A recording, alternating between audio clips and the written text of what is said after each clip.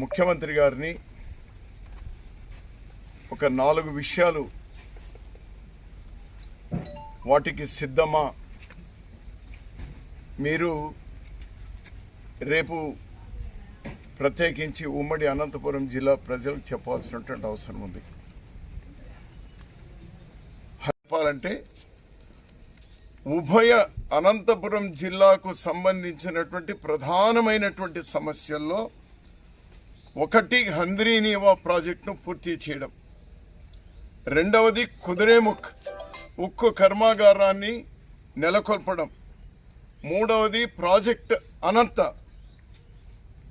దాన్ని ఇంప్లిమెంట్ చేయడం, నాలుగవది జిల్లాలో వేలాది ఎకరాల్లో ఉన్నటువంటి ఏపీఐఐసి భూముల్లో పరిశ్రమలు తీసుకొని రావడం. ఈ 4 విషయాల్లో మీరు 5 ఏళ్లలో ఎందుకు సిద్ధం కాలేదు? ఇప్పుడు ఏ దానికి సిద్ధమై వచ్చినారు? ఇప్పటికైనా వీటికి సిద్ధంగా ఉన్నారని మీరు చెప్పగలుగుతారా? ఇది నేను ముఖ్యమంత్రి గారిని కోరేది. ఈరోజు ప్రజలంతా కూడా కోరుతా ఉంది, ఆశిస్తూ ఉంది ఇవి ఇంప్లిమెంట్ కావాలని. తద్వారా నిరుద్యోగాలు నేను దానికి స్పందించడానికి నేను ఇష్టపడలేదు. కాంగ్రెస్ పార్టీ అనేది ఒకటి చచ్చిపోయింది. ఆ పాడె మోయడానికి 4 ఉన్నారు.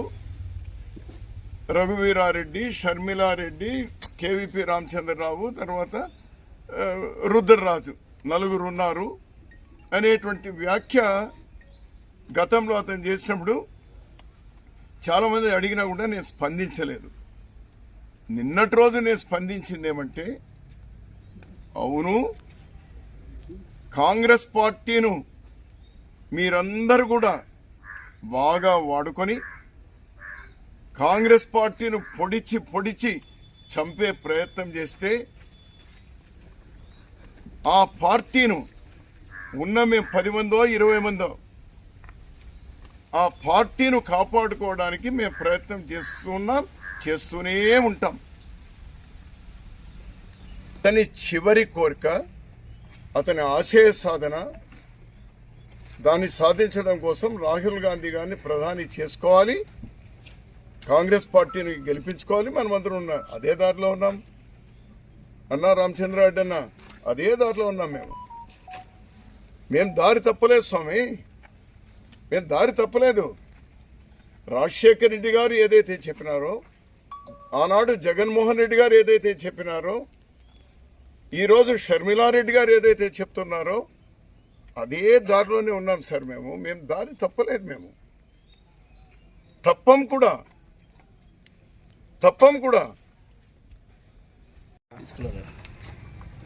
కాంగ్రెస్ పార్టీకి తన జ్ఞాపకార్థం ఇవ్వాలి. రాహుల్ గాంధీ గారిని కూడా ప్రైమ్ మినిస్టర్ చేసి తన చివరి మాటను కూడా మనం నిలబెట్టుకోవాలి.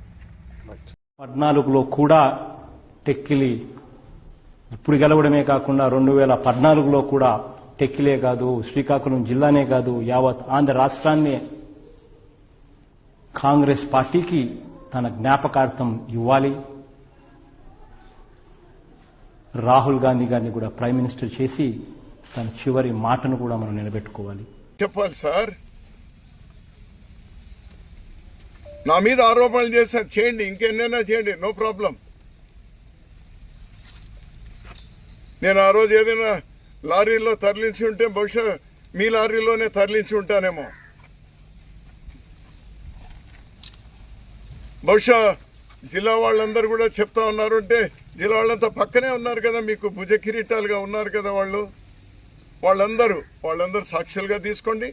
మీరు మొదటి సాక్షిగా ఉండండి. లారీల్లో తరలించినటువంటి మీ లారీలోనే అయ్యి ఉంటే, లేకపోతే ఆ తరలించినటువంటి చూసినటువంటి వాళ్ళు మీకు భుజ కిరీటాలుగా ఈరోజు మీ పక్కన ఎవరైతే ఉన్నారో వాళ్ళే అయితే దానికి ఎంక్వైరీ చేయించండి సార్, ఎంక్వైరీ చేయించండి.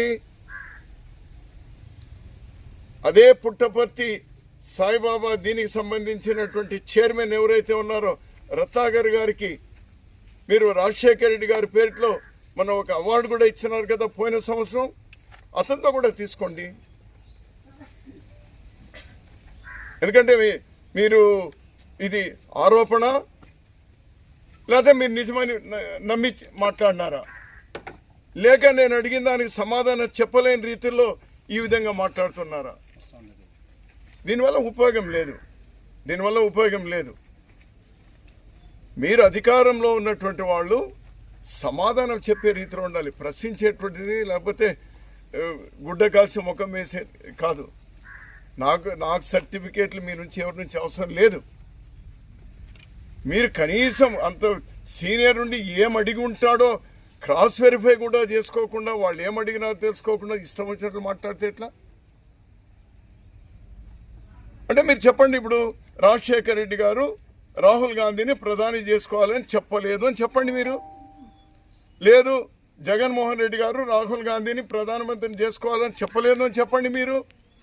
లేదు, షర్మిలారెడ్డి గారు రాహుల్ గాంధీని ప్రధాని చేయాలి అని అనలేదని చెప్పండి మీరు. పోనీ మీరు చెప్పండి, మీరు కూడా ఉన్నారు ఆ రోజు ప్రకాశం హాల్లో, మీరు కూడా ఉన్నారు 2009 ఆగస్టులో జరిగినటువంటి దీనిలో మీరు కూడా ఉన్నారు, లేదని చెప్పండి. వాటికి మా సమాధానం చెప్పకుండా రామచంద్రారెడ్డి అన్న